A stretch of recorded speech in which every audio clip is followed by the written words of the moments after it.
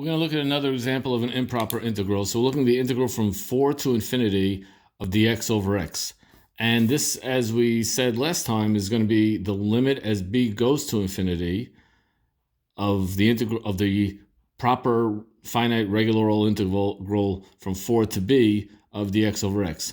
So this is the integral from 4 to b from dx over x, and we're just going to look at this, evaluate it like a regular, normal, old-fashioned integral.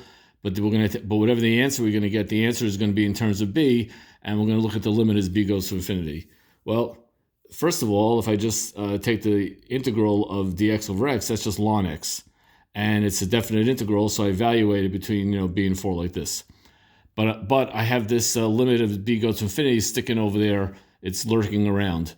But before I activate that limit, before I do anything with the limit, I want to take this and sort of simplify this, write this out.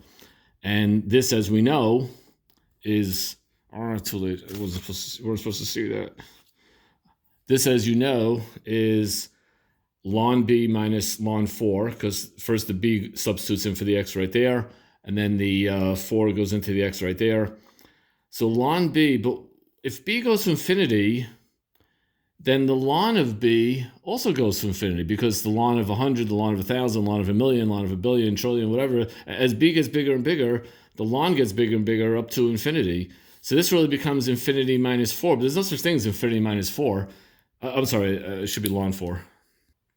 But there's no such thing as infinity minus ln 4. First of all, ln 4 is just a plain old number, like 1 point something. I don't know what you look at. You could plug it in a calculator.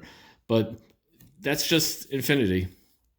Now, when this happens, when you get an improper integral and you wind up getting it to be infinity, so we say that the integral is divergent. I mean, it diverges. It gets infinitely big.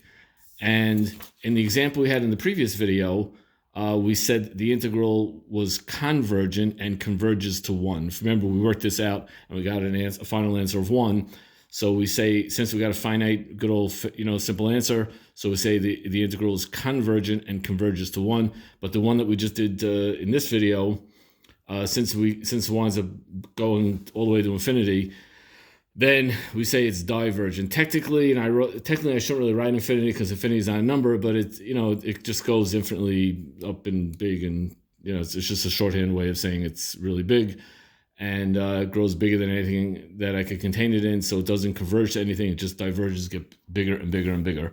And that is how we do that.